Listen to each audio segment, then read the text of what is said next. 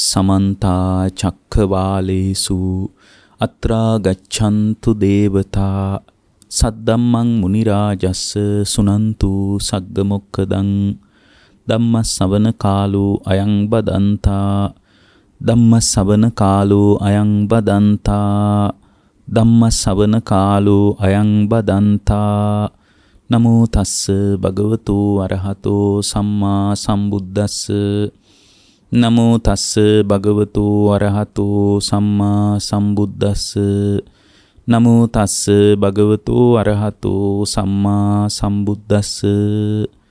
ඒ අපගේ ශාස්ත්‍රූ සම්මා සම්බුදුරජාණන් වහන්සේට අප හැම දිනාගේම নমස්කාරය වේවා. සුපින්වත්නි, අදත් ඔබ ඊටාම ශ්‍රද්ධාවෙන් ධර්ම ශ්‍රවණය කරන්නටයි බණ අහන්නටයි බලාපොරොත්තු වෙන්නේ. අද මේ උතුම් දේශනාවේ සදැහැති දායකත්වයේගෙන කටයුතු කරනු ලබන්නේ අද දිනට 79 වන ජන්මදිනයේ යෙදෙන මිට 3 මාසයකට පෙර ඒ පින්නතුන් අතරින් මිය පරලෝකීය අශෝක ඒ දුස්සූරිය පියතුමන්ට අනුමෝදනා කිරීම සඳහා ඊටාම ශ්‍රද්ධාවෙන් ඒ පින්නතුන් දායකත්වයේගෙන කටයුතු කරනවා. අරමුණු සිහි කරලා අපි දේශනාව අවසානයේ අනුමෝදනා කරන්න බලාපොරොත්තු වෙනවා. දැන් ධර්ම ශ්‍රවණය කරන්නට කාලය.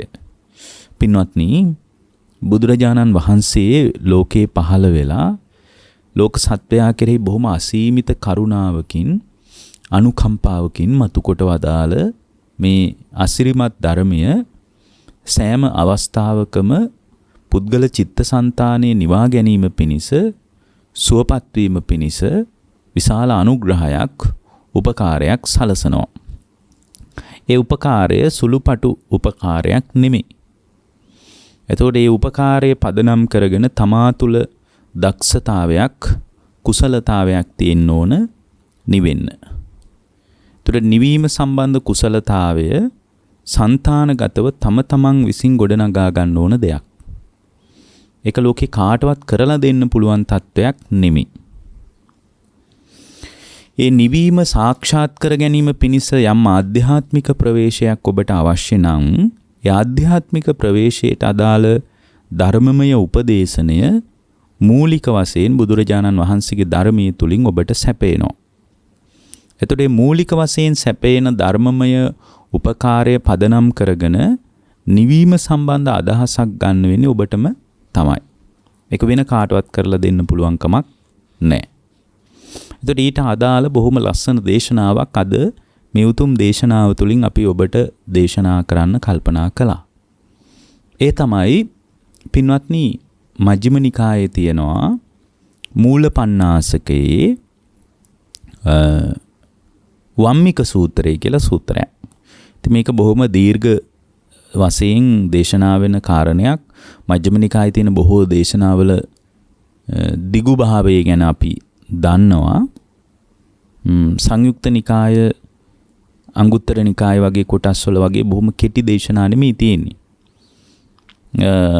දීර්ඝ දේශනා. හැබැයි කෙනෙක් කියන්න පුළුවන් ඔය සමහර සංයුක්ත නිකාය, අංගුත්තර නිකාය වගේ තැන්වලත් දැන් ඔය ඒකක නිපාතය, දුක නිපාතය, තික නිපාතය ආදී වශයෙන් ගිහින් ධර්ම කාරණා 10 කොටස් 11 කොටස් අන්තර්ගත වන දහම් පරයයන් වල දේශනා සමහර වෙලාවට මජ්ක්‍ධිම නිකායටත් වඩා බොහොම දීර්ඝ දේශනා තියෙනවා නේද කියලා කෙනෙක් කියන්න පුළුවන්. ඒතරේ මජ්ක්‍ධිම නිකායටත් වඩා බොහොම දීර්ඝ දේශනා තියෙනවා නම් ඇයි මේවා මේ සංග්‍රහ කරද්දී කොහොම හරි ස්වාමීන් වහන්සේලාට යම් මගහැරීමක් වෙලා වගේ එහෙම හිතෙන්න පුළුවන්. එහෙම නෙමෙයි පින්වත්නි. උඩු පෙළ සහ යටි පෙළ කියලා හැම සූත්‍රයකම තියෙන අන්තර්ගතයක්. උඩු පෙළ දිගට තිබුණට යටි පෙළ ධර්මමය අනුග්‍රහය තුලින් ලැබෙන කාරණාවල දීර්ඝභාවයේ, මධ්‍යස්ථභාවයේ, කෙටිභාවයත් එක්ක තමයි ගොඩාක් දේශනා පෙළ ගැස්සලා තියෙන්නේ. දැන් සමහරට එකම කාරණය බුදුරජාණන් වහන්සේ ඉදිරියට එනකොට දැන් සමහරට අපි හිතමු දෙවියෙක් සහ තවත් හාමුදුරුව කෙනෙක් අතර යම් සාකච්ඡාවක් ඇති වුණා කියලා.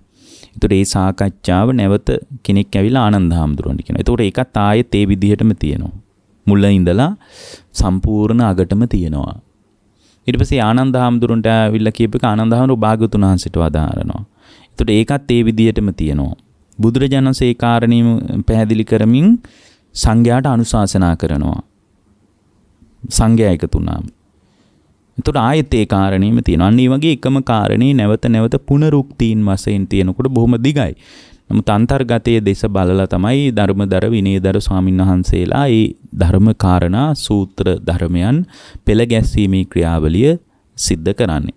එතකොට මේ සිද්ධ කරන ක්‍රියාවලිය තුල බුදුරජාණන් වහන්සේ අපට පැහැදිලිව දේශනා කරන්නේ මේ ගතවන ජීවිතය තුල අවබෝධය කරා යන්න නම් අවබෝධය කරා යන ශ්‍රාවකයෙකුට මේ ධර්මයේ බොහොම ක්‍රමානුකූලව පරිහරණය කරන්න අවශ්‍යයි කියලා. ඒකට අදාළ බොහොම වැදගත් දේශනාවක් උපමා සහිත ඕපම වර්ගයට අයිති උපමා සහිත දේශනාවක් තමයි වම්මික සූත්‍රය කියලා කියන්නේ. තුඹසක් මුල් කරගෙන වදාළ දේශනාව. ඕපම වර්ගේ නම් උපමා සහිතයිනේ. එතකොට මේ උපමා සහිත භාවය අපිට වඩා පහසුයි තේරුම් ගන්න. ඒ කියන්නේ අවබෝධ කරගන්න හරිම පහසුවක් තියෙනවා. ඒ අවබෝධ කරගන්න පහසු වෙන ආකාරයට තමයි උපමා සහිත භාවයකින් මෙබඳු දේශනා විකාශනය වෙන්නේ. පින්වත්නි මේ කාලේ බුදුරජාණන් වහන්සේ වැඩ හිටියේ සවැත් නුවර ජේතවනාරාමයේ. අනේ පිඬුසිටුවරයවරින් කරපු ආරාමේ. එදා මේ කුමාර කාශ්‍යප ස්වාමින් වහන්සේ කුමාර කාශ්‍යපයන් වහන්සේ අන්දවනේ තමයි වැඩ හිටියේ. එක්තරා දේවතාවෙක් මැදියම් රාත්‍රියේ මධ්‍යම රාත්‍රියේ මුළු අන්දවනේම මහා එළියකින් බබළුවාගෙන මුළු අන්දවනේම ඒකාලෝක කරගෙන කුමාර කාශ්‍යපයන් වහන්සේ ළඟට පැමිණියා. එතකොට කුමාර කාශ්‍යපයන් වහන්සේ ළඟට පැමිණිලා එක පැත්තකින් හිටගත්තා. එක පැත්තකින් හිටගෙන කුමාර කාශ්‍යපයන් වහන්සේට මෙන්න මෙහෙම කිව්වා.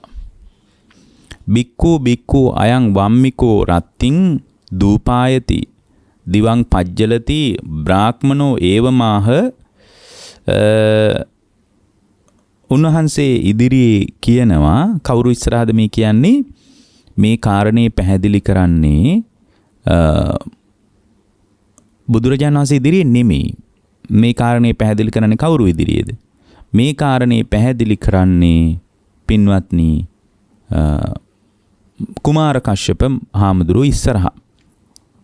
පින්වත් භික්ෂුව මේ අහන්න මේකේ බික්කු අයං වම්මිකෝ රත්තින් දූපායති කියලා එහෙමයි කියන්නේ. භික්ෂුව කියලා දෙපාරක් කතා කරලා තියෙනවා. භික්ෂුව මේ අහන්න මේ තුඹස රෑ තිස්සේම දුම් දානවා. දවල්ටත් ගිනි ගන්නවා. රෑට දුම් දානවා දවල්ට ගිනි ගන්නවා. අමුතු තුඹසක් මොකද්ද? රෑට දුම් දාන දවල්ට ගිනි ගන්න තුඹසක්. එතකොට රෑට දුම් දාන දවල්ට ගිනි ගන්න තුඹසක් තියෙනවා. එතනට බමුණෙක් ඇවිල්ලා ඒ බමුණා මෙහෙම කියනවා. කොහොමද කියන්නේ? එක මිනිස්සෙකුට කියනවා මේ බමුණා දැන් මේ බ්‍රාහ්මණෙක් කියලා කියනකොට මෙතන බමුණෙක් කියලා කියන්නේ නිකන් අර පූර්ණ නූල දාගෙන ඉන්න පොඩි නිකන් සරන් කොටයක් ඇඳගෙන දැන් ඔය ඉන්දියාවේ ඉන්නේ ඒ අය නෙමෙයි ඇත්තටම.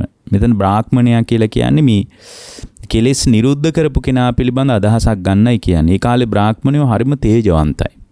දැන් ඉන්දියාවේ ඉන්නවා බමුණෝ උන්දලාට තේජවන්ත බවක් නෑ ඇත්තටම.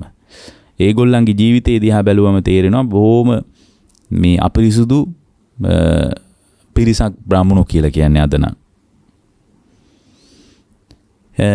එතකොට දැන් මේ රෑට දුම් දාන දවල්ට ගිනි ගන්න තුඹසක් තියෙනවා. එතකොට බමුණෙක් ඇවිල්ලා මෙහෙම කියනවා. මිනිස්සෙකුට ඥානවන්තයෙකුට ආයුධයක් අරගෙන ඇවිල්ලා මේ තුඹස හාරන්න කියනවා. කාටද කියන්නේ බොහොම ඥානවන්ත කෙනෙකුට. ඒ ක්‍රියාවලිය කරන්න පුළුවන් කුසලතා පූර්ණ කෙනෙකුට කියනවා පුළුවන් නම් ආයුධයක් ගෙනල්ලා මෙන්න මේ තුඹස හාරන්න කියලා කියනවා. එතකොට අර ඥානවන්තයා අර බ්‍රාහ්මණයත් එතන ඉද්දි මොකද කරන්නේ? ඒ තුඹස හාරනවා. ඒ තුඹස හාරගෙන යනකොට පින්වත්නි ඒ තුඹස හාරද්දී එයාට සම්පූර්ණයෙන් හාරගෙන යනකොට ඒ තුඹස තුල අගුලක් අහුවෙනවා. එතකොට අර ඥානවන්තයා කියනවා ස්වාමීනි මෙතන අගුලක් තියෙනවනේ. එතකොට අර බ්‍රාහ්මණයා කියන ඔය අගුල ඔසවලා අයින් කරන්න කියනවා. දැන් අර තුඹස ඇතුලේ තියෙන්නේ. එතකොට ඒක අයින් කරනවා. ආයෙත් එයා හාරගෙන යනවා.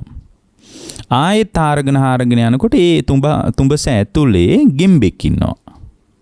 එතකොට එයා කියනවා මේ ගෙම්බෙකුත් ඉන්නවනේ ඇතුලේ කියලා කියනවා. දැන් එහෙම හාරගෙන යනකොට තියෙන්න පුළුවන් නේ. එතකොට ඒ හාරගෙන යනකොට ගෙම්බෙක් හම්බුනාම මේ ස්වාමීනි මෙන්න ගෙම්බෙක් ඉන්නවා කිව්වාම අර තුඹස හාරපු මිනිස්සයාට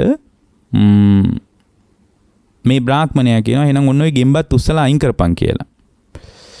ඊට පස්සේ කියනවා හරි තවත් ටිකක් අපි හාරගෙන යමු බලන්න කියලා හාරනවා. දැන් දෙන්න එකතු වෙලා හාරන්නේ මේ උඩ ඉන්න කෙනා කියනවා මේ හාරන්න ඕන දේත් ඒ අවස්ථාවට ප්‍රතිචාර දක්වන්න ඕන දේත් ගැන මෙයා අදහසක් කියනවා. දැන් එයා තවත් හාරගෙන යනවා. එතකොට එහෙම හාරගෙන යද්දී පින්වත්නි දෙමන් හන්දියක් තුඹසක එහෙම තියෙන්න පුළුවන්. දෙමන් හන්දියක් හම්බ වෙනවා. එතකොට දෙමන් හන්දියක් හම්බ වෙනකොට මෙයා කියනවා මෙන්න මෙතන දැන් දෙපැත්තකට දෙමන් හන්දියක් හම්බ වුණා කියලා කියනවා. එතකොට අර බ්‍රාහ්මණයා කියනවා ඔන්න ඔය කෑල්ලත් කඩලා උස්සලා අයින් කරලා තියපන් කියලා කියනවා. එතකොට එයා ඒකත් උඩින් අයින් කරලා කරාම කියනවා එහෙනම් තවත් ටිකක් අපි හාරමු කියලා. එතකොට ඒක තවත් ටිකක් හාරගෙන යනකොට පින්වත්නි එයා තවත් ටිකක් හාරනකොට හාරගෙන යටට යනකොට හම්බ වෙනවා නිකන් මැටි භාජනයක් වගේ එකක් හම්බ වෙනවා. එතකොට එයා කියනවා ඕකත් අයින් කරලා දාපන් කියලා කියනවා. ඒ කියන්නේ හිස් බඳුනක් හම්බ වෙනවා නිකන්. මේක දැන් යටට හාරගෙන යන්නේ. එතකොට හාරගෙන යනකොට ඔන්න භාජනයකුත් හම්බුණා. දැන් ගොඩක් දේවල් හම්බ වෙනවානේ. එතකොට එයා ඒක තවත් හාරගෙන යනවා. හාරගෙන යනකොට තවත් යටට හාරගෙන යනකොට පින්වත්නි මේ එතන ඉබ්බෙක් හම්බ වෙනවා. ඉබ්බෙක් හම්බුණාට පස්සේ ඒ ඉබ්බවත් අයින් කරන්න කියනවා. තුඹසක ඉබ්බෙක් ඉන්න පුළුවන් නේ. ඉබ්බවත් උස්සලා අයින් කරලා තව ටිකක් අපි හාරලා බලමු කියනකොට ඔන්න යටට හාරගෙන යනකොට පින්වත්නි එයා යටට හාරන වෙලාවේ ඒ හාරගෙන යන තැනදී කඩුවකුයි මස් කපන කොටේකුයි හම්බ වෙනවා. තුඹසක මේවා තියෙන්න පුළුවන්ද කියලා කෙනෙක් අහන්න පුළුවන්. නමුත් මේක ඒ කාලේ තිබ්බ මේ ජනප්‍රවාදවල තිබ්බ කතාවක් වෙන්න ඇති. ඉතින් ඒක තමයි මේ අහන්නේ මේකට හොඳ අර්ථයක් ගන්නෙ කොහොමද කියලා සමහර විට මේ ඔය අපේ තියෙනවා නිකන් සමහර තේරවිලි වගේ අන්න ඒකට අර්ථයක් ගන්නෙ කොහොමද කියලා හිතාගෙන වෙන්න ඇති. මේ සමහර දෙබි බොරු පවා මේවා ගැන මේ සමහර හාමුදුරුවන්ගෙන් අහලා තියෙන්නේ. එතකොට කඩුවකුයි මස් කපන කොටේකුයි හම්බ වෙනවා. එතකොට අර මේ උඩ ඉන්න බ්‍රාහ්මණයා කියනවා හොඳයි එහෙනම් ඕකත් අයින් කරලා දාපන්. ඕකත් උඩට ගනින් කියලා කියනවා. ඊට පස්සේ එහෙම ආවුණාට පස්සේ එයා තවත් හාරගෙන යනවා. එතකොට නිකන් එයාට නිකන් මස් ඇදැල්ලක් වගේ එකක් හම්බ වෙනවා මේ තුඹස ආස්සේ. මොන මස්ද කියලා අපි දන්නේ නැහැ. මස් ඇදැල්ලක් හම්බ වෙන. එතකොට ඒකත් අයින් කරලා තවත් හාරපන් කියලා කියනවා. මෙන් ගොඩක් දේවල් හම්බ වෙනවා. දැන් මේ විදිහට හාරගෙන යනකොට නාගයෙක් මේ තුඹහ ඇතුලේ නාගයෙක් හම්බ වෙනවා. ඔන්න අවසාන මුණ ගැහිම. එතකොට මේ නාගයෙක් හම්බුණාට පස්සේ අර මිනිස්සයා කියනවා මෙන්න බ්‍රාහ්මණය මෙතන මේ නාගයෙක් ඉන්නවා කියලා කියනවා. එතකොට අර බ්‍රාහ්මණයා කියනවා ආපෝ එහෙමනම් ඔය ඉතුරු අයින් කරාට කමක් නැහැ. නාගයෙක් එක්ක හැප්පෙන්න යන්න එපා. නාගයා බොහොම පූජනීය සතෙක්. උඹ ඔන්න ඔය නාගයාට වැඳපන් කියලා කියනවා. ඔන්න මේ ටික තමයි හම්බ වුණු සිද්ධිය. නිකන් මේක නිකන් සුරංගනා කතාවක් වගේ හිතෙන්න පුළුවන්. නමුත් මේ වම්මික සූත්‍රයේ තියෙන සිද්ධිය. එතකොට මේ ටික හම්බ වුණාට පස්සේ දැන් අන්තිමටම නාගයෙක් හම්බුණා. එතකොට අර බ්‍රාහ්මණයෙක් නාගයාට අත තියන්න යන්න එපා. නාග රාජයෙක් එක්ක අපිට හැප්පෙන්න බෑ. ඒ නිසා ඔන්න ඔය නාගයා බොහොම පූජනීය සත්වෙක් ඒ කාලේ. ඉතින් ඒ නිසා ඔය නාගයාට බොහොම හිමිට වන්දනා කරපන් කියලා කියනවා. අපි හිරිහැරයක්වත් උනාත් දන්නේ නැහැ කියලා වන්දනා කරපන් කියලා කියනවා. දැන් මේ සිද්ධිය ඔන්න ඔය ටික හම්බ වුණාට පස්සේ අර දේවතාවා කියනවා ඉමීකෝ ත්වම් බික්ඛු පංචේ භගවන්තං උපසංකමිත්වා පුච්චෙයාසි. මේ භික්ෂුව දැන් ඔය ප්‍රශ්න ටික අරගෙන ඔබ යන්න බුදුරජාණන් වහන්සේ ළඟට. මේ ටික අහගෙන යන්න. බුදුරජාණන් වහන්සේ ළඟට ගිහින් මෙන්න මේ ටික අහන්න. මේක පුරාණ ගැටලු ටිකක් මේක. මෙහිම කතාවක් තියෙනවා මේ ගැඹුරු අවබෝධයේ කරා පැහැදිලි වන. ඉතින් මේක ගැන කවුරුවත් දන්නේ නැහැ. ඔබ ගිහින් භාග්‍යවතුන් වහන්සේගෙන්ම ওই කාරණේ අහන්න. ඒතර භාග්‍යවතුන් වහන්සේ අන්න ඕක හොඳට තේරුම් කරලා දෙයි. මම නම් ඔය සම්බන්ධව ඕක පැහැදිලි කරන්න පුළුවන්. නාහං තං බික්ඛු පස්සාමි සදේවකේ ලෝකේ සමාරකේ සබ්‍රක්මකේ සස්සමන බ්‍රාහ්මනියා පජාය සදේව මනුස්සා යේ ඉමේ සංපඤ්ඤං වෙය්‍යාකරණය චිත්තං ආරද්දේය අඤ්‍යතරං තථාගතං වා තථාගත ශාවකේන වා ඊතෝ වා පන සුත්වාති. මම නම් ඕක මේ දෙවියන් බඹුන් සහිත ලෝකේ කිසිම ශ්‍රමණයක් බ්‍රාහ්මණයෙක්ගෙන් ඔය වගේ කතාවක් තෝරගන්න පුළුවන් වෙයි කියලා මං හිතන්නේ. ඒ නිසා හොඳම දේ තමයි ඔය වගේ එකක් තේරුම් කරන්න පුළුවන්. මේක මහමුතු කතාවක් තමයි. හැබැයි මේක තේරුම් කරන්න පුළුවන් බුදුරජාණන් වහන්සේට. බුදුරජාණන් වහන්සේ හැර උබඳු කතාවක් ශ්‍රාවක මේ තථාගත ශ්‍රාවකෙක් හැර ඔය වගේ කතාවක් තෝරන්න පුළුවන් මිනිහෙක් ලෝකේ නෑ. ඒ නිසා ඔබ ගිහින් ඕක බුදුරජාණන් වහන්සේගෙන්ම පොඩ්ඩක් අහන්න කියලා කිව්වා. ඒතර ඔච්චරයි කතාව. ඒතර මේ ස්වාමීන් වහන්සේ මේ කුමාර කශ්‍යප හාමුදුරුවන්ට මේ කතාව කිව්වේ. ඉතින් කුමාර කශ්‍යප හාමුදුරුවෝ මොකද කරන්නේ ඊට පස්සේ අර කුමාර කශ්‍යපයන් වහන්සේ රාත්‍රිය ගෙවිලා ගියාට පස්සේ භාග්‍යවතුන් වහන්සේ ළඟට ගියා. බුදුරජාණන් වහන්සේ ළඟට ගිහින් බුදුරජාණන් වහන්සේ සමග මේ අත්දැකපු සිද්ධිය කිව්වා. දැන් මේ මෙහෙම ඊයේ රාත්‍රියේ දේවතාවෙක් ආවා. එකත් පස්සව වාඩි වුණා. මට මෙන්න මෙහෙම කතාවක් කිව්වා. මේ දුම් දමන ගිනි ගන්න දවල්ට ගිනි ගන්න තුඹසක් තියෙනවා. මේ තුඹස ඥාන මේ බ්‍රාහ්මණෙක් ඇවිල්ලා මෙන්න මේක හාරපම් බලන්න මොකද්ද කියලා බලන්න කියලා අමුතු තුඹසක් ඒ නිසා හාරපම් බලන්න කිව්වා. ඉතින් ඒකට අර ඥානවන්තයෙක් ඇවිල්ලා හැරුවා. හාරනකොට මෙන්න මේ දේවල් හම්බ වුණා කියලා කිව්වා. ඊට පස්සේ ඔයක අහන්න බුදුරජාණන් වහන්සේගෙන් භාග්‍යවතුන් වහන්සේ හැර ඔය වගේ කතාවක් තේරෙන කෙනෙක් නෑ. මේක සමස්ත සමාජයේ තියෙන නිකන් ගැටයක් වගේ නිකන් ගැට ගහපු තැනක්. මොකක් හරි මේකේ ගැඹුරක් තියෙන්න ඕන. බොහන්සේ පුළුවන් නම් ඔය ගැන බුදුරජාණන් වහන්සේගෙන් අහන්න. මේක පුරාණ කතාවක්. පුරාණ සමහරට පරණ ඉඳලා පැවතෙන ඥානවන්තයින්ගේ කතාවක් මේක කියලා යා මේ හිතන්න ඇති. හිතලානේ දැන් මේක අහන්න කියලා කිව්වේ. අහන්න කියලා කිව්වා කියලා මේ කුමාර කශ්‍යප හාමුදුරුවෝ දෙම්ම ගිහින් බුදුරජාණන් වහන්සේගෙන් මේ කතාව විමසා හිටියා. බුදුරජාණන් වහන්සේගෙන්. ඒතර බුදුරජාණන් වහන්සේගෙන් මේ වගේ කතාවක් විමසා ඉන්නකොට තථාගතයන් වහන්සේ විසින් පින්වත්නි හරි පැහැදිලිව මේකට ඉතා ලස්සන අර්ථ ටිකක් දුන්නා. මේ අර්ථය තමයි අපිට බොහොම වැදගත් වෙන්නේ. මේ අර්ථය හරීම ලස්සනයි පින්වත්නි. එතකොට මේ දේවතාවා බුදුරජාණන් වහන්සේ ළඟට යොමු කරපු සිද්ධියක් කියලා උන්වහන්සේ කිව්වා මේක මේ බඳු දෙයක මේ දෙවියෝ අතර පවා මේ බඳු කතාවක් තියෙනවා. දෙවියොත් මෙහෙම උත්තරයක් දන්නේ නැහැ. බුදුරජාණන් වහන්සේට හැර මේ වගේ කතාවකට ඉතා ලස්සන පිළිතුරක් දෙන්න ලෝකේ කවුරුත් නැහැ කියලා තමයි ඒ දේවතාව අතුරුදහන් වුණේ කියලත් අර හාමුදුරුවෝ මතක් කළා. උන්වහන්සේ පැහැදිලි කළා එහෙම. ඉතින් මේ විදියට පැහැදිලි කරලා ඉවර වෙලා මේ ස්වාමීන් වහන්සේ එතනින් මේ බුදුරජාණන් වහන්සේ ළඟින් වාඩි වුණා. ඒතර බුදුරජාණන් වහන්සේ මේකට ඊටාම ලස්සන අර්ථයක් දුන්නා.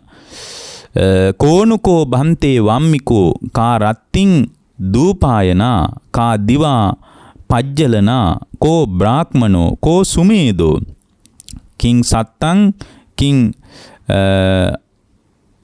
අභික්කනං කා ලංගී කා උද්දුමායිකා කෝ ද්විදාපතෝ කිං ටංගචාරි මේ විදියට මේ මොකක්ද මේ කියපු කාරණා කිය උන්වහන්සේ විමසනවා. මේ විමසන්නේ දැන් අර ස්වාමීන් වහන්සේ අහන්නේ මේ ස්වාමීනි කෝනුකෝ බන්තේ වාම්මිකෝ ස්වාමීනි මේ තුඹස කියන්නේ මොකද්ද? එකින් එකට අර ආරයා කියපු කාරණා ටික අහනවා. තුඹස කියන්නේ මොකක්ද? ඔන්න ප්‍රශ්න ටික. මේකට තමයි බුදුරජාණන් වහන්සේ මේ නිවන සම්බන්ධ බොහොම ලස්සන අර්ථයක් දෙන්නේ. තුඹස කියන්නේ මොකද්ද? ඊට පස්සේ කියනවා කා රත්තින් දූපායනා රෑ තිස්සේ දුම් දාන්නේ මොනවාද?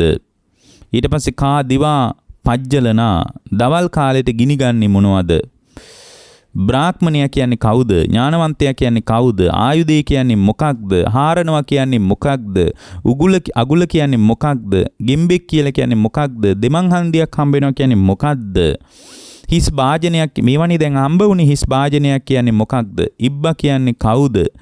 ඊට පස්සේ කඩුවයි මස් කපන කොටේ කියන්නේ මොකක්ද? මස් වැදල්ල කියන්නේ මොකක්ද? නාගරාජයා කියන්නේ කවුද? මෙන්න මෙහෙම විමසා හිටියා. විමසා ඉන්නකොට තමයි පින්වත්නි බුදුරජාණන් වහන්සේ මේකට බොහෝම ලස්සන අර්ථයක් අපට ලබා දෙන්නේ. එතකොට බුදුරජාණන් වහන්සේ අපට පැහැදිලි කරනවා පින්වත්නි වම්මිකෝකෝ බික්කු ඉමස්සේන චතුම්මහා භූතිකස්ස කායස්ස ආදි වචනං. ඊට පස්සේ කියනවා මාතා පෙත්ති සම්භවස්ස පින්වත් භික්ෂුව තුඹස කියලා කියන්නේ මේ ශරීරයට කියන නමක්. තුඹහ කියන්නේ මොකටද? ශරීරයට මේ කියන නමක්. මව්පියන් නිසා හටගෙන තියෙන. මව්පියන්ගේ ධාතු කොටස් වලින් තමයි මේ රූපේ හටගෙන තියෙන්නේ. මව්පියන් නිසා හටගත්ත බත්මාළු වලින් හැදෙන ඉලීම් පිරිමැදීම් සහිත පඨවි ආපෝ තේජෝ වායෝ කියන සතර මහා ධාතුන් හැදිච්ච මේ රූපයට කියන නමක් තමයි තුඹස කියලා කියන්නේ. එතකොට මේ තුඹසේ ඇත්ත කතාව මොකක්ද? මව්පියන්ගේ මූල ධාතු වලින් තමයි හැදිලා තියෙන්නේ. මව්පියන්ගේ මූල ධාතු වලින්. එතකොට මව්පියන්ගේ මූල ධාතු වලින් හැදිච්ච කයක් තමයි අපි මේ නඩත්තු කරමින් ඉන්නේ. එතකොට ඕක තමයි රූපේ යථාර්ථවාදී කතාව. එතකොට තුඹස කියලා මෙතන කිව්වේ මොකද්ද? තුඹස කියලා මෙතන අදහස් කළේ මව්පියන්ගේ ධාතු කොටස් වලින් හැදිච්ච මෙන්න මේ රූපයට ශරීරයට කියන නමක් තමයි තුඹස කියලා කියන්නේ. ඒක මව්පියන්ගේ ධාතු කොටස් වලින් හැදිලා බත්මාළු පිණි වලින් හැදෙන වැඩෙන පඨවි ආපෝ තේජෝ වායෝ කියන සතර මහා ධාතුන්ගෙන් ගොඩ නැගිච්ච එකක් මේ රූපය කියලා කියන්නේ. එතකොට මේ රූපේ කතාව අන්න ඒකයි. මේ බිඳී යන රූපයට තමයි තුඹස කියලා කිව්වේ. එතකොට මේ වගේ කතාවක් වෙන කෙනෙක්ගේ ගින්නේ නැහැ. ඒකට තමයි තුඹස කියලා කිව්වේ. ඊට පස්සේ බුදුරජාණන් වහන්සේ අර ස්වාමීන් වහන්සේට කියනවා භික්ෂුව රැතිස්සේ මිනිස්සු මේ කොයි වෙලාවෙත් චින්තන කල්පනාවන් හිත හිතා ඉන්නවා. කියන්නේ රැතිස්සේ උදේට හිතට රැතිස්සේ ක්‍රියාකාරකම් අඩුයිනේ. කියන්නේ ප්‍රායෝගිකව කයෙන් වචනින් ක්‍රියාත්මක වෙන්නේ අඩුයින්. නමුත් රැතිස්සේ මිනිස්සු කල්පනා කර සැලසුම් කරනවා. මේ සාමාන්‍ය මිනිහෙගේ ජීවිතේ. එතකොට රැතිස්සේ කල්පනා කර ඉන්න එක තමයි මේ මෙතන මේ රැට දුම් දානවා කියලා කිව්වේ. ඒ කියන්නේ රැට පින්වත්නි විතක්ක ਵਿਚාර ගොඩනග ඉන්නවා. සංඥා වේදනත් එක්ක ගනුදෙනු කර ඉන්නවා. හැබැයි මේ රූපේ ප්‍රායෝගික ක්‍රියාකාරකම් පැත්තට යොමු වෙනවා හරිම අඩුයි. එහෙම යොමු වෙනවා. නමුත් ඒ යොමු වෙනවා හරිම අඩුයි. ඒකයි කිව්වේ රැට දුම් දාන තුමසක් තියනවා කියලා. ඊට පස්සේ යාකෝ බික්කු රත්තින් අනුවිතක්කෙත්වා අනුවිචාරෙත්වා දිවා කම්මන්තේ පයෝජේති කායේන වාචාය මනසා අයං දිවං පජ්ජලනා. ඒ කියන්නේ භික්ෂුව ආගන්න කියනවා රැතිස්සේ විතක්ක ਵਿਚාර කර ඉඳලා කල්පනා කර ඉඳලා දවල් කාලය සිතින් කයෙන් වචනෙන් කටයුතු කරනවා. මේක තමයි දවල් කාලේ ගිනි ගන්නවා කියලා කිව්වේ. එතකොට මේ අපිට තියෙන්නේ අර රැට දුම් දාන දවල්ට ගිනි ගන්න තුඹසක් තමයි අපි මේ නඩත්තු කර කර ඉන්නේ. එතකොට මේක තමයි අනාදිමත් කාලයක් තිස්සේ සංසාරේ සිද්ධ වෙච්ච ක්‍රියාවලිය. එතකොට මේ මිනිස්සෙක් ගැන කියන්නේ හැම සත්වෙක් ගැනම නෙමෙයි අවබෝධය කරා යන්න පුළුවන් කෙනෙක්ගේ ස්වභාවය ගැනයි මෙතන මේ පැහැදිලි කරන්නේ. බ්‍රාහ්මනෝති කෝ බික්ඛු තථාගතස්සේතං අදිවචනං අරහතෝ සම්මා සම්බුද්දස්ස. ඒ වගේම පින්වත් භික්ෂුව බ්‍රාහ්මණයා කියලා කියන්නේ අරහත් සම්මා සම්බුදුරජාණන් වහන්සේට. අර කියවනේ බ්‍රාහ්මණී කියලා ඥානවන්ත පුරුෂයෙකුට විධාන දෙනවා දැන් මේක කරන්න කියලා. මෙතන බ්‍රාහ්මණයා කිව්වේ එතකොට කාටද? මේ නිකලෙස් වෙන පටිපාටිය පැහැදිලි කරන නිකලෙස් වීම පිළිබඳ අදහස මතු කරන තථාගතයන් වහන්සේට තමයි බ්‍රාහ්මණයා කියලා කියන්නේ. උන්වහන්සේගේ මඟ පෙන්වීමෙන් තමයි මේ තුඹස හාරන්න වෙන්නේ. එතකොට මේ තුඹස තුලින්ම තමයි මේ හාරලා මේ යම් දෙයක් මතු කරගෙන යම් ආකාරයකට මොකක්ද අභ්‍යන්තරයේ ගැඹුර සත්‍ය කියලා හොයාගන්න තියෙන. එහෙනම් තමන් තුළ පවතින පඨවි ආපෝ තේජෝ වායෝ කියන සතර මහා ධාතුන්ගෙන් හැදිච්ච ඒ වගේම තමයි අමෞපියන්ගේ ධාතු කොටස් වලින් හැදිච්ච මේ රූපය පදනම් කරගෙන මේ ශරීරයේ පදනම් කරගෙන කනබොන කෑමින් නඩත්තු වන මේ කය පදනම් කරගෙනම තමයි තමන්ට මේක ගවේෂණය කරන්න තියෙන්නේ. මේක ලෝකෙ කොහෙවත් ඇති ගවේෂණයක් නෙමෙයි. එනස තමන්ව විමසනවා විනා අවබෝධය කරා යන්න වෙන පාරක් නැහැ. තමන්ව විමසන්නයි තියෙන්නේ. ඊළඟට කියනවා බ්‍රාහ්මනෝතිකෝ බික්ඛු තථාගතොස් අදිවචන බ්‍රාහ්මණයා කියලා කියන්නේ අරහන් සම්මා සම්බුදුරජාණන් වහන්සේට කියන නමක්. සුමේදෝති කෝ බික්ඛු සේකස්සේතම් බික්ඛුනෝ අදිවචනං භික්ෂුව මෙතන ඥානවන්තයා සුමේදෝති කියලා කියන්නේ ඥානවන්තයා කියන එක. සුමේදෝති කෝ බික්ඛු සේකස්සේතම් බික්ඛුනෝ අදිවචන පින්වත් මහණෙනි සුමේද මේ ඥානවන්තයා කියලා කියන්නේ නිවන් මඟට හික්මෙන්න කැමැති ශ්‍රාවකයාට. නිවන් මාර්ගය ගැන හික්මෙන්න කැමැති ශ්‍රාවක. එහෙනම් එයාට මඟ පෙන්වීමක් යටතේ කළ යුතු ප්‍රායෝගික ක්‍රියාකාරකමක් තියනවද නැද්ද? තියෙනවා. එහෙනම් මේ බුදුරජාණන් වහන්සේගේ ශ්‍රාවක භාවය මුණ ගැහුණා කියන එක මතම එයාට පැත්තකට වෙන්න පුළුවන් කමක් නැහැ. එයා ප්‍රායෝගිකව කළ යුතු, ප්‍රායෝගිකව භාවිතා කළ යුතු, ප්‍රායෝගිකව අත්විඳිය යුතු තත්ත්වයක් ඒ ශ්‍රාවකයාට තියෙනවා පින්වත්නි. ඊළඟට භාග්‍යවතුන් වහන්සේ මතක් කරනවා සත්තන්තිකෝ බික්ඛු අරියායේතං පඤ්ඤාය අදිවචනං. භික්ෂුව ආයුධය කියලා කියන්නේ ලෝකෝත්තර ප්‍රඥාවට කියන වචනයක්. ආයුධයක් අරගෙන නිහාරන්නේ. එහෙනම් තමාව විමසන්න තියෙන්නේ අභ්‍යන්තර ප්‍රත්‍ය විමසන්න තියෙන්නේ ප්‍රඥාවෙන්.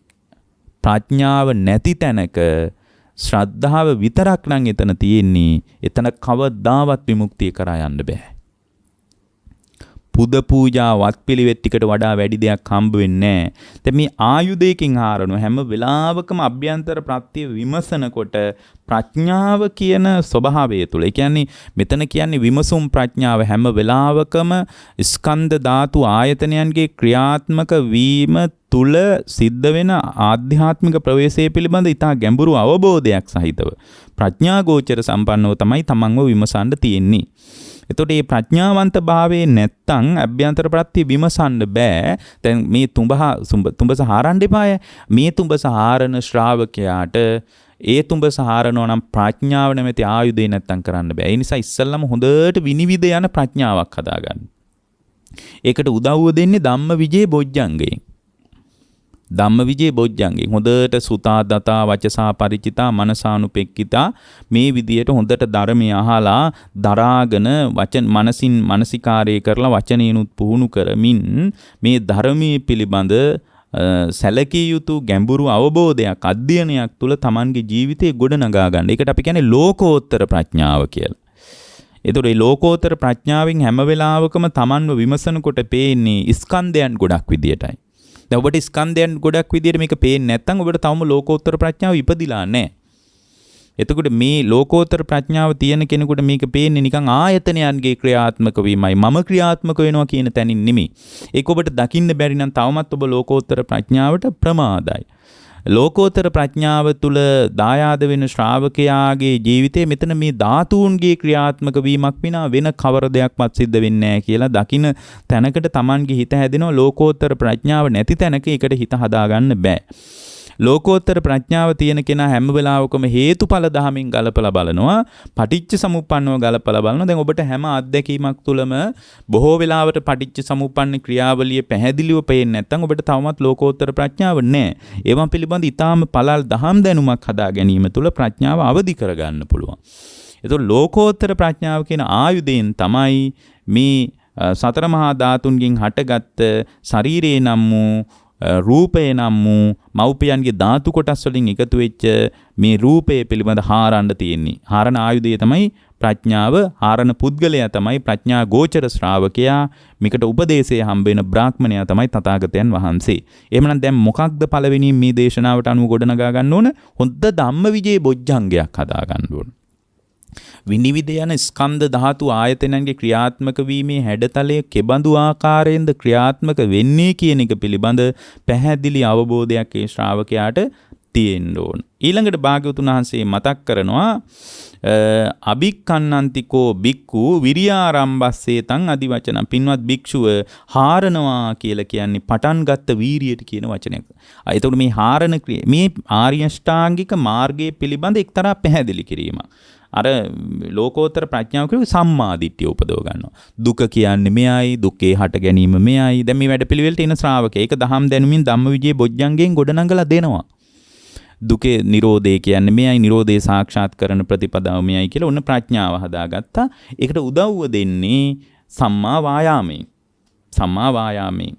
ඒකයි මෙතන කියන්නේ අභික්ඛන්නන්තිකෝ බික්ඛු විරියාරම්භස්සේ තං අදි වචන.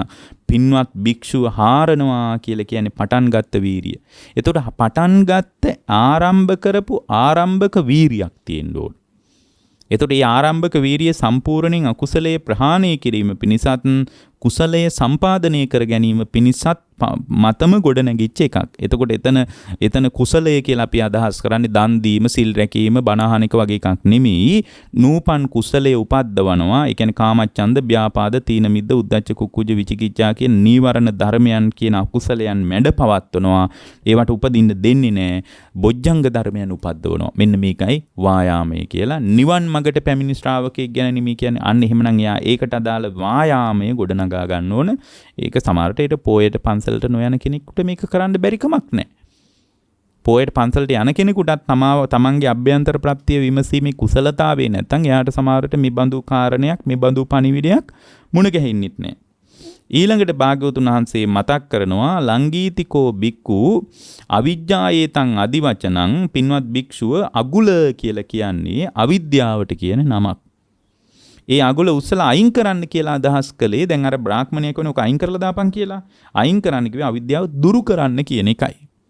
එතකොට මෙතන පළවෙනියෙන් හම්බෙන අගුල තමයි අවිද්‍යාව. දැන් හාත්පස අවිද්‍යාවෙන් වට කරලායි තියෙන්නේ. දැන් ඒ නිසා අවිද්‍යාවේ අන්ධකාරය නිසා යාට පේන්නේ විද්‍යාව උපදව ගන්න ඕන. මොකක්ද විද්‍යාව? ඒ තමයි මේ ලෝකේ දෙවියෙක්, බඹෙක්, මාරයෙක් කවුරුවත් හදාපු එකක් නෙමෙයි. මේ ලෝකය දෙවියන්, බඹුන්, මරුන් සහිත කිසිවෙකුටවත් කරන්න පුළුවන් ක්‍රියාවක් නෙමෙයි තියෙන්නේ. මේ අවිද්‍යාව නිසා ඉපදෙමින් මැරෙමින් යනවා කියන එක ඊටාම පැහැදිලිව තේරුම් ගැනීම තමයි අගුල අයින් කරනවා කියලා කියන්නේ. එතන අවිද්‍යාවට ප්‍රතිපක්ෂ වචනේ තමයි සම්මා දිට්ඨිය කියලා කියන්නේ. එතකොට සම්මා දිට්ඨිය තුලම දායාද වෙනකොට, විද්‍යාව තුල දායාද වෙනකොට මේ ලෝකය තුල මම මේ අල්ලගත්ත ලෝකය සැබෑවටම යථාර්ථයක් නෙමෙයි. මේ ඇස කන නාසය දිවකය මනස තුලින් අත්දකින අත්දැකීම් තුල මමය, මගේය, මගේ ආත්මය කියලා ගිලගෙන බැසගෙන ඉන්න පුළුවන් තත්ත්වයක් නැහැ. මේක සම්පූර්ණයෙන්ම විපරිණාමයටපත් වෙන, වෙනස් වෙන ස්වභාවයටපත් වෙන දෙයක නේද මම මේ නැවතිලා ඉන්නේ කියන පැහැදිලි අවබෝධය ඒ පුද්ගලයාට තියෙන්න ඕනේ. ඥානවන්තයෙක්ගේ අවබෝධයේ හැඩතලයේ පින්වත්නි. එතකොට බුදුරජාණන් වහන්සේ මතක් කරනවා ඥානවන්තයා ආයුධයකින් හාරනකොට හම්බ වෙන අගුල තමයි අවිද්‍යාව කියන අගුල. පළවෙනියෙන් එහෙනම් දැන් බලන්න මේකේ අනුපිළිවෙල කතාව. බුදුරජාණන් වහන්සේගේ ශ්‍රාවකයා, කියන්නේ බුදුන් සරණ ගිහින්, දහම් සරණ ගිහින්, සංඝුන් සරණ ගිහින් සීලයකට පිහිටපු මිනිසයා ඊළඟට කරන්න ඕන මොකද්ද? මේ සම්පූර්ණයෙන්ම ආයුධයකින් අරක හාරනවා වගේ ප්‍රඥාවෙන් සන්නද්ධ වෙන්න ඕන. ධම්මවිජය බොජ්ජංගයේ තුල ශක්තිමත් වෙන්න ඕන. හොඳට විනිවිද යන ස්කන්ධ ධාතු ආයතන ඊට පස්සේ පටිච්ච සමුප්පාදය පිළිබඳ ඊටාම පැහැදිලි අවබෝධයක් තියාගන්න ඕනේ. ඒක තමයි මේක හාරගෙන ඉස්සරහට යන්න තියෙන එකම ආයුධය. අත්දකින්න හැම අත්දැකීමක්ම හේතුඵල සහිතව විමසන්න බැරි කෙනෙකුට කවදාවත් අරහත්වේ කරා යන්න බෑ. සෝතාපන්නවත් වෙන්න බෑ. හේතුවටම ඵලයටම ප්‍රතිචාර දක්වන මිනිස්සෙක් කවදාවත් නිවෙන්නේ නැහැ. ඇවිස්සෙනවා මිස. ඊට පස්සේ එයා ඊට පස්සේ හාරනවා කියලා කියන්නේ විරියාරම්භ. ආරම්භක වීරිය තියා ගන්නවා කුසලයේ තුල ශක්තිමත් වීමත් අකුසලයේ දුර්වල කිරීමත් පිණිස. එතකොට මෙතන කුසල් පක්ෂයේ කියද්දී සප්තබොජ්ජංග ආදී පැහැදිලි වෙනවා. අකුසල් පක්ෂයේ කියද්දී නීවරණ ධර්ම පැහැදිලි වෙනවා. ඒ කුසල් පක්ෂයේ තුල උච්චතම අවස්ථාව විදියට සෝතාපන්න තත්වයේ සකදාගාමි තත්වයේ ඒවා කුසල් අනාගාමිත ඒවා නූපන් කුසල් අරහත්ත්වේ නූපන් කුසල් මේවා උපද්ද වීම පිණිස වැඩ කරනවා. අනිත් කාරණේ තමයි මෙතන උන්වහන්සේ මතක් කරන්නේ අගුල කියලා. අගුල කිව්වේ අවිද්‍යාවට. අවිද්‍යාව කියන අගුලෙන් තමයි මේක වැහිලා තියෙන්නේ. ඒක ගලවලා අයින් කරපන් කියලා කිව්වේ මේක අයින් කරලා දාන්න කියන. උද්දුමායිකාති කෝ බික්කු කෝදූපයා සස්සේතං අදි වචනං. එතකොට භික්ෂුව ගෙම්බෙක් හම්බ වෙනවා කියලා කිව්වේ බලවත් ක්‍රෝධයට කියන නමක්. තුඹසක ගෙම්බෙක් ඉන්න පුළුවන් නේ. බලවත් ක්‍රෝධයට කියපු නමක්. එතකොට බලවත් ක්‍රෝධය සම්පූර්ණයෙන්ම මේ ක්‍රෝධය කියන මේ පටිඝානුසය කියන අනුසය ධර්මයන් පවතින නිසා මේ හිත තුල නිරන්තරයෙන් ක්‍රෝධය වගේ මනෝභාවයන් උත්සන්න වෙන ඕනෑම අත්දැකීමක් තුල. එතකොට ඒ බඳු තත්වයක් පාලනය කරගන්නේ නැතුව ධර්ම මාර්ගයේ ඉදිරියට යන්න බෑ. මොකද සංසුන් මනසක් තියෙන්න ඕන කියන එකයි. පටිඝ සම්පයුක්ත සිතකින් ඉදිරියට යන්න බෑ. ඇස කන නාසය දිවකය මනස තුලින් අත්දකින අත්දැකීම තුල පටිඝ සම්පයුක්ත භාවය මතුවෙන්න පුළුවන්. ඒ පටිඝ සම්පයුක්ත භාවයේ තිබ්බොත් අභ්‍යන්තරේ කැළඹෙනවා මිසක් නිවීමක් ඇති වෙන්නේ නැහැ. අපි නිවෙන්න යන ගමනක් නේ තියෙන්නේ. ඒක අයින් කරලා දාන්න ඕන පින්වත්නි. ද්විදාපතෝති කෝ බික්කු විචිකිච්ඡායේතං අදි වචනං. භික්ෂුව දෙමන් හන්දියක් ඊළඟට හම්බ වෙනවා තුඹසේ කියලා කිව්වේ. ඒක අයින් කරලා ගලවලා දාන්න ඕන කියලා කිව්වේ සැකයට කියන වචනේ. දැන් දෙමන් හන්දි මේවා හරි වැදගත්. ඇත්තටම එක දේශනාවකින් කරන්නේ නැතුව දේශනා කීපයක් කරන්න පුළුවන් නම් ඇත්තටම ඉතා ගැඹුරු අදහසක් ගන්න පුළුවන්. දැන් දෙමන් හන්දියක් හම්බ වෙනකොට මේක හරිද මේක හරිද කියලා සැකයක් එනවා නේද? ධර්මයේ දෙමන් හන්දිය කියලා කිව්වේ සැකය. මේ නිකම්ම මේ gedara නෝනා මහත්තයා අතර ඇති වෙන සැකේ ඒ වගේ එකක් නෙමෙයි මෙතන කියන්නේ. මෙතන සැකේ කියලා පින්වත්නි අදහස් කරන්නේ සමහර බුදුරජාණන් වහන්සේ ගැන සැකයක්, ධර්මයේ ගැන සැකයක්, සංඝයා ගැන සැකයක්, ඊට පස්සේ මේ මාර්ගය ගැන සැකයක්, පටිච්ච සමුප්පාදය ගැන සැකයක්, පෙර භවය ගැන සැකයක්, පසු භවය ගැන සැකයක්, පෙර පසු භව දෙකම ගැන සැකයක්. මේ විදිහට හිත තුල සැකය මෝරාගෙන වැඩෙන්න පුළුවන්. එතකොට සැකය වැඩෙනවා කියලා කියන්නේම එතකොට දෙමන් හන්දියකදී අමාරු වැටෙනවනේ මේක හරියද මේකෙන් යනවද කියලා. අන්න ඒ වගේ දෙමන් හන්දියක් හම්බ වෙනවා ධර්ම මාර්ගය ඉස්සරහට යනකොට හරියට සැකය උපදින්න පුළුවන්. දැන් උදාහරණයක් විදිහට දැන් යෝග භාවනා කරන කෙනෙකුට යෝග ශාස්ත්‍රය වල තියෙනවා මේ සද්ධා විරිය සති සමාධි ප්‍රඥා කියන එක. එතකොට බුදුදහමේ තියෙනවා සද්ධා විරිය සති සමාධි ප්‍රඥා කියලා. ඒගොල්ලෝ මේ කියන්නේ යෝග ශාස්ත්‍රය සම්බන්ධ බොහොම ප්‍රශස්ත ග්‍රන්ථ ලියවුණ ඒවා අතර මිනිස්සු අතර භාවිතා කරන ග්‍රන්ථ ඔය තුන්වෙනි සේවසේ විතර ලියවිච්ච ඒවා. බුදුරජාණන් වහන්සේගේ ධර්මයෙන්මයි පෝෂණය වෙලා තියෙන්නේ එහෙමනම්. එතකොට ඒක හරිද මේක හරිද කියනවට වඩා සමහරට කියන්න පුළුවන් ඒකෙත් මේක තියෙනවා මේකෙත් මේක තියෙනවා එහෙනම් දෙකම හරි. ඒ වගේ තැනක එන්න පුළුවන්. ඒ වගේ අර සමහර අපි අත්දකින්න දේවල් ගැන පවා අපිට සැක උපදිනවා. ඉතින් කොහොම එකම හොඳ දේවල්නේ කියලා තියෙන්නේ කියලා හිතෙනවා. නමුත් මෙතන සැකය කියලා කියන්නේ ඉදිරියට යනකොට බුදුරජාණන් වහන්සේ ධර්මයේ සංගයා පටිච්ච සමුප්පාදය ඊට පස්සේ මෙලෝ පරලෝ ලෝකාර්ථ පෙර හිටිය මම කලින් හිටිය අද දන්නෙත් නෑ දැන් ඉන්න එකේ ඉස්සරහට උපදිනවද දන්නෙත් නැහැ කීකේ ඔය එක සැක උපදිනවා. ඒතකොට මේ සැකේ උපදිනකොට ඒ විචිකිච්ඡාව ගලවලා අයින් කරලා දාන කුසලතාවයක් ඒ පුද්ගලයාට තියෙන්න ඕන පින්වත්නි. ඒක තමයි ඊළඟට ඒ කියන්නේ ධර්ම මාර්ගයේ ඉස්සරහට යන කෙනෙකුට ඇතිවෙන එක සම්බාධකයක්. ඇත්තටම මේ බඳු කතාවක් හොයාගෙන මේ බඳු පණිවිඩයක් තිස්සේ පුහුණු කරගෙන යනකොට ඔබට ඉදිරියේදී සැකය කියන එක මෝරගෙන වැඩෙනවා මාරපාක්ෂික ධර්මයක් විදියට. ඒක මාරපාක්ෂික ධර්මයක් විදියට අත්දකින්න දෙයක්. භික්ෂුවකට පවා ඒක වෙන දෙයක්. එතකොට ඒක ඒ ඔස්සේ කල්පනා කරන්න ගියොත් එහෙම යාගේ ආධ්‍යාත්මික ප්‍රවේශය පින්වත්නි අනිවාර්යයෙන්ම වැහිලා යන්න පුළුවන්. ඊට පස්සේ පින්වත්නි චංගවාරන්තිකෝ බික්කු පංචන්නේතන් නීවරණං අදි වචනං කාමච්ඡන්ද නීවරණස්ස, ව්‍යාපාදස්ස නීවරණස්ස, තීන මිද්දස්ස නීවරණස්ස මේ විදිහට කියාගෙන යනවා. හිස් වාජනයක් හම්බ වෙනවා කියලා කිව්ව මතකද? මැටි බඳුනා. ඒ කිව්වේ උන්වහන්සේ මතක් කරන මේ පංච නීවරණයට කියපු වචනයක් ඒක. අරක හාරගෙන යනකොට හම්බ වෙන වාජනී කිව්ව මොකද්ද? නීවරණයන්ට කියපු වචනය. මොකද්ද නීවරණ කියලා කියන්නේ? ඒ කියන්නේ දැන් මේ නීවරණ ඔය දැන් නීවරණ සම්පූර්ණයෙන් ප්‍රහාණය කරපු කෙනෙක්ද මේ ධර්මයට ඇවිල්ලා තියෙන්නේ? නෑ. නීවරණයන්ගේ බැටකන හිතක් තියෙන කෙනෙක් තමයි මේ ඉදිරියට මේක දියුණු කරගෙන යන්නේ. එතකොට කාමයේ අරමුණු ඔස්සේ හිත දුවන ගතියක් ඇති වෙන්න පුළුවන් ධර්ම මාර්ගයේ තුල යද්දී උනා. ඊට පස්සේ නිදිමත අලස බවක් ව්‍යාපාදයක් එයාගේ හිතේ ඇති වෙන්න පුළුවන්. තීන මිද්දයක් ඇති වෙන්න පුළුවන් පින්වත්නි. හිතේ විසිරුණු පසුතැවිලි වෙච්ච ගතියක් සැකයක් ඇති වෙන්න පුළුවන්. විචිකිච්ඡාවක්.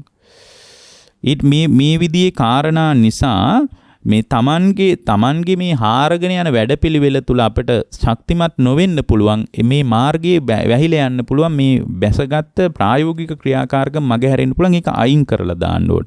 ඒ කියන්නේ එහෙමනම් අපිට ඊටාම පැහැදිලි වෙන දෙයක් තමයි විචිකිච්ඡාව ආවට පස්සේ ධර්ම මාර්ගයේ ඉස්සර ඇත්තට මේක හරිම ප්‍රායෝගිකයි. විචිකිච්ඡාව ආවට පස්සේ අනිවාර්යෙන් පංච නීවරණ පහෙන්ම හෝ එකකින් බැටකන මට්ටමට හිත හැදෙනවා. ඒක ඊළඟට කියන්නේ ඒකත් අයින් කරලා දාන්න කියලා. මේක මේ අනුපිළිවෙල කතාවක්. මේක අපිළිවෙලට කියපු කතාවක් නෙමෙයි. ඊළඟට භාග්‍යවතුන් වහන්සේ මතක් කරනවා කුම්මෝතිකෝ බික්ඛු පංචන්නේතං උපාදානක්ඛන්දානං আদি වචන. පින්වත් භික්ෂුව ඉබ්බෙක් හම්බ වෙයි කියලා කිව්වේ උපාදානස්කන්ධ පහට කියන නමක්. ඉබ්බා කියලා කිව්වේ මොකද්ද? පංච උපාදානස්කන්ධයට කියන නමක්. මොකද දැන් හොඳට බලන්න මේවා කොච්චර පැහැදිලිද කියලා. දැන් ඉබ්බෙකුට තියෙන අඬු පහයි. ඔළුවයි අත් දෙකයි කකුල් දෙකයි. අන්න ඒ වගේ මේ ටික ඉබ්බා මොකද කරන්නේ? මොකක් හරි මේ ප්‍රශ්නයක් ආපු ගමන් මේ ටික හංග ගන්නවා. එතකොට බැලුමට මොකක්වත් නැහැ වගේ නිකන් පේනවා. අන්න ඒ වගේ මේ පංචස්කන්ධේ පහළ වීම තුල මේ සාමාන්‍ය මුලා වෙන ගතියක් අපිට තියෙනවා. මේ ඉබ්බා අඬු පහ ඇතුළට ගත්තා වගේ පෙල්ලලා බැලුවත් හොයාගන්න බෑ වගේ මේ පංචස්කන්ධය තුල අපි තුල මුලාවක් පවතිනවා. එතකොට මේ පංචස්කන්ධය තුල පවතින මුලාව මේ අඬු පහ වගේ ඉබ්බෙක් හම්බ වෙයි කියලා කිව්වේ පංචස්කන්ධයට කියන වචනයක්. එතකොට මේ පංච උපාදානස්කන්ධය අපි තුල ක්‍රියාත්මක වෙනවා. මේ පංච උපාදානස්කන්ධයේ ක්‍රියාත්මක වෙනකොට මෙන්න මෙතනට යනකොට මේ උපාදානිය නිරුද්ධ කරලා සැකේ අයින් කරගෙන වීරිය ඇති කරගෙන සම්මාදිට්ඨිය උපදවාගෙන ඊට පස්සේ පංච නීවරණයන්ගෙන් බැටකන්නේ නැති හිතක් හදාගෙන එතනින් පස්සේ පින්වත් න්‍යා කරන්න ඕන පංච උපාදානස්කන්ධය තමන් අත්දකින ඇසින් කනින් නාසයෙන් දිවෙන් කයෙන් මනසෙන් අත්දකින සෑම අත්දැකීමක් තුළම පංචස්කන්ධය ඇති වෙන නැති වෙන ආකාරය ළඟට දකින්න ඕන. මේක මේ නිවන් මඟ සම්බන්ධ ඉතා ගැඹුරු කතාවක් ඇත්තටම. මේ වම්මික සූත්‍රය මුලින් කතාව නිකම් පොඩි සුරංගනා කතාවක් වගේ නිසා මිනිස්සු මේක හොයන්නේ නැහැ වැඩිය.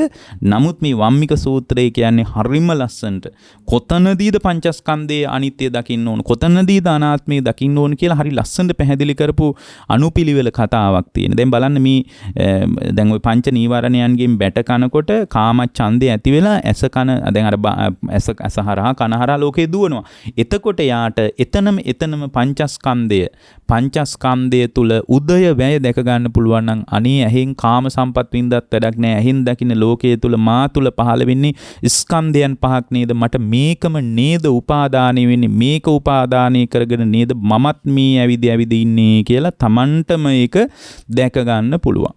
එතකොට මෙතනදී තමයි පංචස්කන්ධයේ උදේ වැය බොහෝම පැහැදිලිව ගැඹුරින් දකින්න අවශ්‍ය වෙන්නේ. නිවන කරා යන සැබෑ බුද්ධ ශ්‍රාවක. එතකොට අර උඩ ඉන්න බ්‍රාහ්මණයා කියන ඕකත් අයින් කරලා තවත් හාරපන් කියලා. ඕකත් අයින් කරලා තවත් හාරපන්. ඒ කියන්නේ පංච උපාදානස්කන්ධයත් උදේ වැය දකිමින් මේ හැම ඇසෙන් කනෙන් නාසෙන් දිවෙන් කයෙන් මනසින් අත්දකින අත්දැකීම තුල මම මුසපත් වුණාට මේ රූප දැකලා රූපය තුල වශී වුණාට රූපයට අහු වුණාට රූපය තුලින් අත්දකින වින්දනයේට මම මුසපත් වුණාට මේ හැම අත්දැකීමක් තුලම හුදු පංචස්කන්ධ ධර්ම ටිකක්.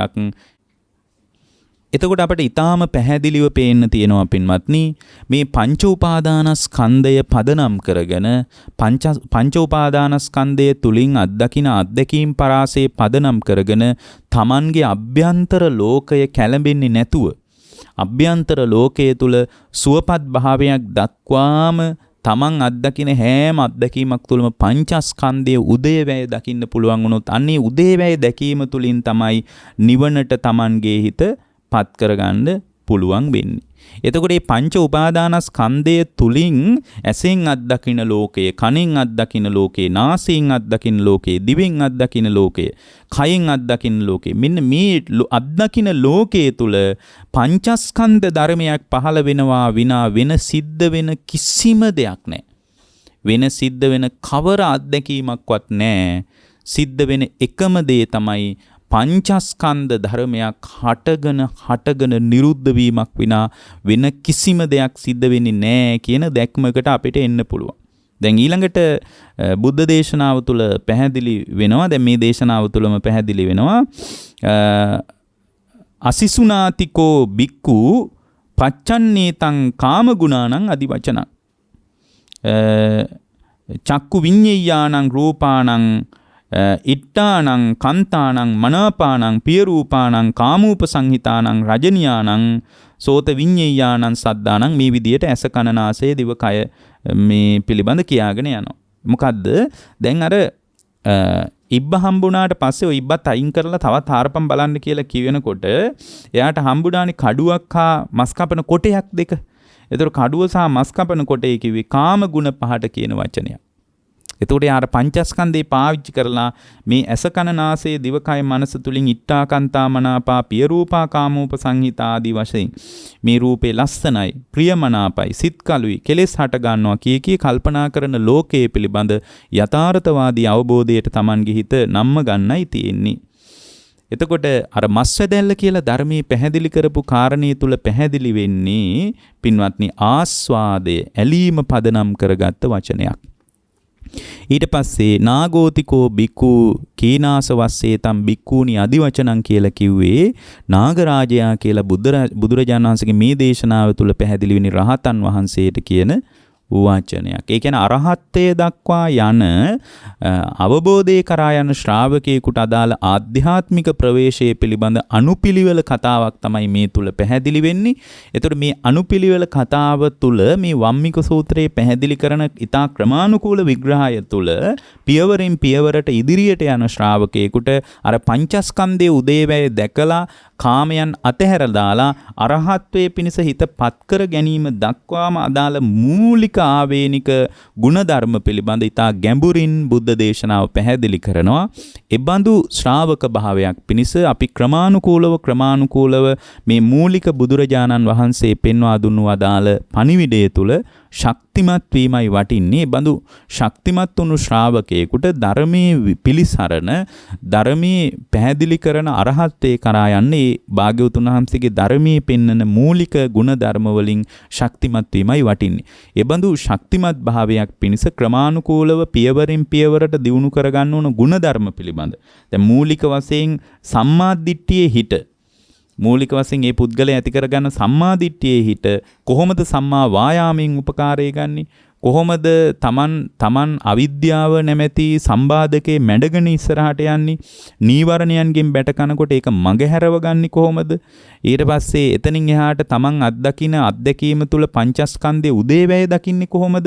පංචස්කන්ධයේ උදේවැය දැකීම තුල තමන් අත්දකින කාමයන් කාම ලෝකයේ ඉෂ්ටයි කාන්තයි මනාපයි ප්‍රිය වඩවනවා කාමෝපසංහිතයි කියලා අල්ලගත්ත ලෝකයේ තුල මෙතන සැබෑවටම අල්ලගන්න කාමයන් නැහැ. කාමයන් පදනම් කරගත්ත ලෝකයකුත් නැහැ. හුදු පංචස්කන්ධ ධර්මයක ඇතිවීමක් නැතිවීමක් විනා මෙතන සිද්ධ වෙන කිසිම දෙයක් නැහැ කියන අවබෝධයට යම් ශ්‍රාවකයෙකුට එන්න පුළුවන් නම් ඒ අවබෝධය තුලින්ම කොහොමද අරහත්වේ නම් වූ අතිශය සුන්දර සර්වශූන්‍යතාවයකට හිතපත් කරගෙන හිත විසංකාරගත කරගන්නේ කොහොමද කියන එක පිළිබඳ ඊටාම අනුපිළිවෙල කතාවක් මේ දේශනාව තුල තිබුණේ. මේ දේශනාව ඔබ හැම දිනාටම ජීවිතාවබෝධය ධර්මාවබෝධය පිණිසම උපකාර වේවා කියලා අපි අදිෂ්ඨාන කරනවා. පින්වත්නි, අද මේ දේශනාවට දායකත්වයේ දරන පින්නතුන් බලාපොරොත්තු වෙනවා. අද දිනට 79 වන ජන්මදිනයේ යෙදුන මීට 3 මාසයකට පෙර ඒ පින්නතුන් අතරින් වියෝ වෙච්ච අශෝක ඒදුසූරිය පියතුමන්ට අනුමෝදනා කිරීමට බලාපොරොත්තු වෙනවා. මේ උතුම් කුසලානිසංසයන් එතුමාගේ භවගාමී ජීවිතය සුවපත් කරගන්න හේතු වේවා. අශෝක මහත්මයාගේ ආයති භවයේ සසර ගමන සුවපත් වේවා. මේ උතුම් කුසලානිසංසයන් බලවත් වීම තුල සංසාර ගමනේ කෙලවර උතුම් අමා නිවන් පිණිසම මේ උතුම් කුසලානිසංසයන් හේතු වාසනා වේවා කියලා අපි අදිෂ්ඨාන කරනවා. සුජීවත්ව සිටින ප්‍රියාණීයේදු සූර්ය මහත්මියටත් නිදුක් නිරෝගී සුව දීර්ඝායුෂ සම්පන්නිය ප්‍රාර්ථනා කරනවා. ඒ ප්‍රියාණි මහත්මියගේ නමිනුත් මිය ගියා වූ සියලුම ඥාතීන්ගේ භවගාමී සසර ජීවිතයේ සුවපත් වේවා. ආයති භවයේ සුවපත් වේවා. ජාත්‍යාදී දුක් වලින් නිදහස්ව ලබන උතුම් අමා නිවන් පිණිසම මේ කුසලානිසංසයන් හේතු වාසනා වේවා කියලා අපි අදිෂ්ඨාන කරනවා. ඒ වගේම පින්වත්නි සියලු ආකාරයෙන් රැස් කරගත්තා වූ පුණ්‍ය ශක්තිය හේතු වීම තුල මෙලෝ යහපත පිණිසත් පරලෝ සුගතිය පිණිසත් ධර්ම දානයේ සඳහා කැපවුණු සියලුම දෙනාට මේ කුසල් බලවත් වේවා. මෙලෝ පරලෝ ලෝකාර්ථ සංසිද්ධිය සැලසේවා. අමා නිවන් පිණිසම මේ කුසලානිසංසයන් හේතු වාසනා වේවා කියලා අපි අදිෂ්ඨාන කරනවා. ඒත් සමගම පින්වත්නි සියලු දෙවියන්ට සතරවරන් රජදරුවන්ට සක්දෙවිඳුන් ප්‍රදාන සියලු දිව්‍ය රාජ මණ්ඩලවලට බ්‍රහ්ම රාජ මණ්ඩලවලට අවීචියේ පටන් බවාග්‍රේ දක්වා විහිදී පැතිරී පවතින පෙනෙන නොපෙනෙන හැම දිනාටම මේ කුසල් උපකාර වේවා. අවසානයේ සංසාර දුක් ගෙවා ලබන උතුම් නිවන් පිණිසම මේ කුසල් හේතු වාසනා වේවා කියන අදිෂ්ඨානයේ සහිතව අපි ධර්මානුශාසනාව නිමා කරනවා. ඔබ හැම දිනාටම තෙරුවන් සරණයි. ද්වේෂක්ඛයෝ නිබ්බානං